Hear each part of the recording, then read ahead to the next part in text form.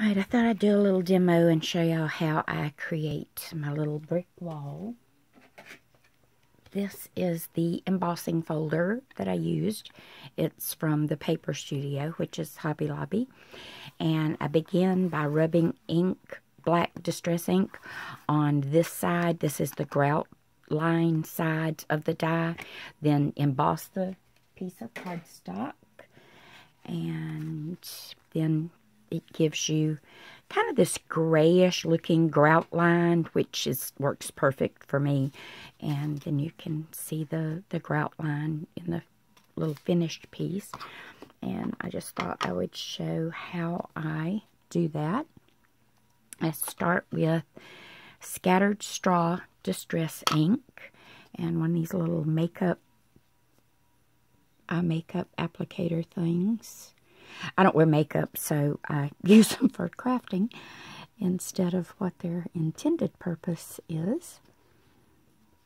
And I have like oodles of them that have the different colors of inks on them, and I just grab whichever one I need for the color or shade that it looks like matches the ink I'm using. And I'm putting the scattered straw on just kind of randomly. I call it like a hit and miss kind of application of it. Then I'm going to take some aged mahogany and another little applicator. And this is mostly just to create some visual interest in the bricks. I live in a brick house, and when you stand back and you look at the bricks with the sun shining on it, you can sometimes see a variety of colors from the clays and things. So this just puts that little bit of color in there. Then I'm going to take Vintage Photo, if I can find my sponge I was using for it earlier. I think this is it. So then the Vintage Photo, and same type thing, except instead of rubbing the ink all over the brick, I'm actually touching on the edge of the brick and pulling the Vintage Photo color across it. And I do this for each brick.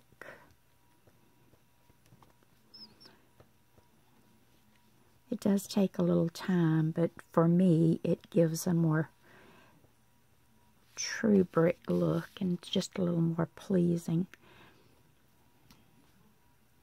So then I turn the piece around and put the Vintage Photo from the other side.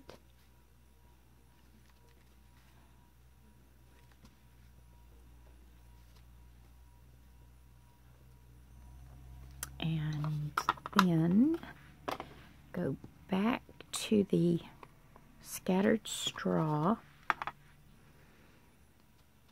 and I actually use it in the center and kind of blend into those two pullings from either edge of the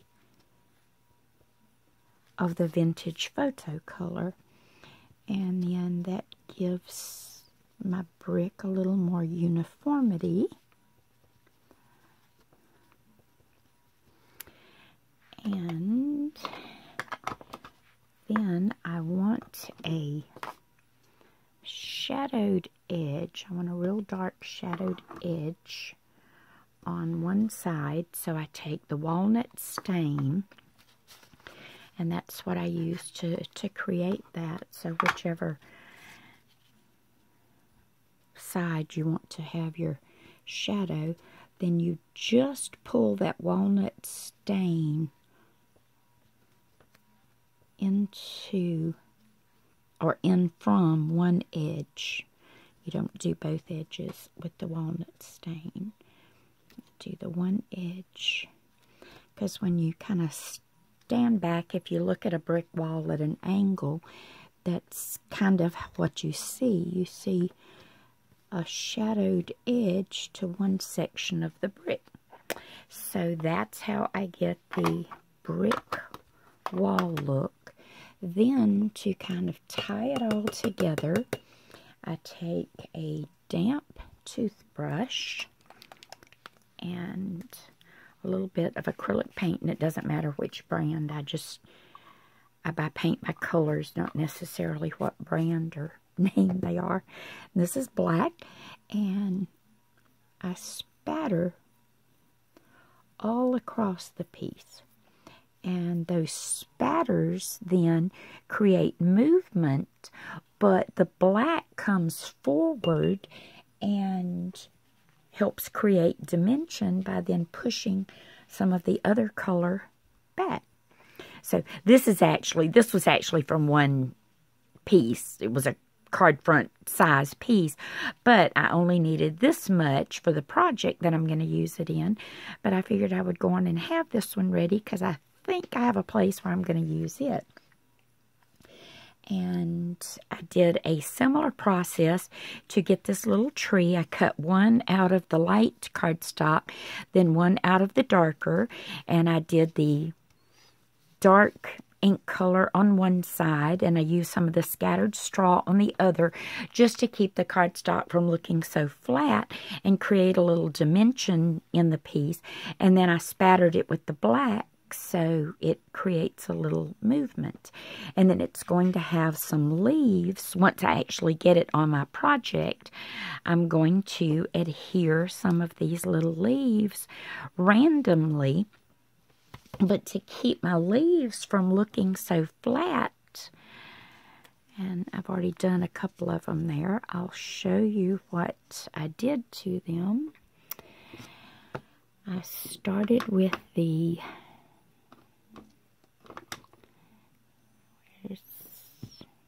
I guess it's the sponge. I started with the gathered twigs color. And I just use my fingernail to hold the base of the leaf, and then I just pull color about no more than a third the way of the leaf. And then instead of the leaves looking flat like this one does, it actually gives a dimensional look to the leaf because you have created a shadow. And anytime something creates a shadow or has a shadow on it, it will look more dimensional than when it doesn't. I kind of did the same thing here to this leaf. I put the darker green on one side, I put scattered straw on the other, then blended the colors kind of in the middle, and then I used a stylus and added in some of the veining look to it.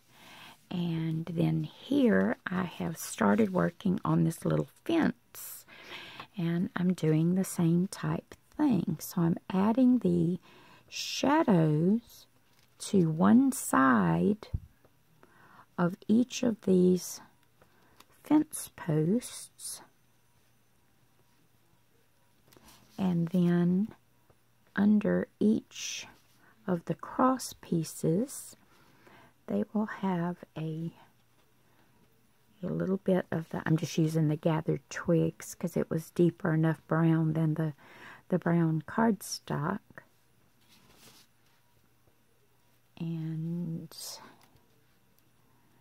then when I actually get this piece done, I'm going to punch little bitty circles of black and attach them to the back side to then look like the little nails or rivets or whatever would be holding the fence posts onto the rail pieces. Then I'm going to take a little bit of the scattered straw and actually brush some on the opposite side.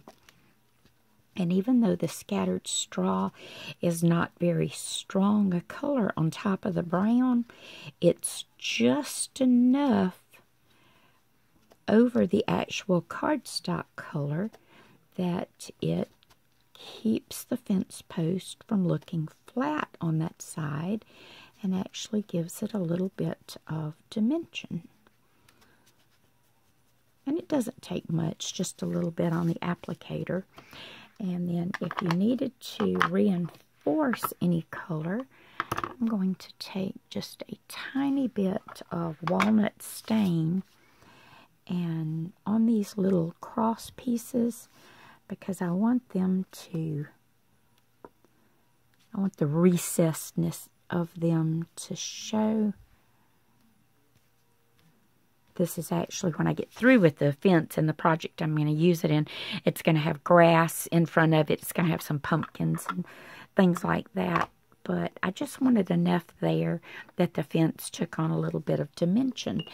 And then I'm going to do the same thing with the damp toothbrush and some black acrylic paint. And then when I add the spattering to it, the fence then just really takes on a life of its own. It no longer has that flat look, but kind of takes on a dimensional look. So that's just some of the things that I do to die cuts to give them a little more realism.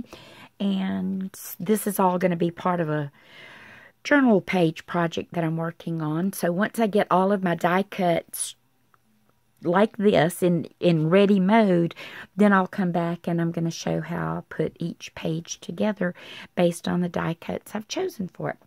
So I hope that helps y'all create a little dimension on your die cuts, and give it a try and see what else you can come up with. Thanks.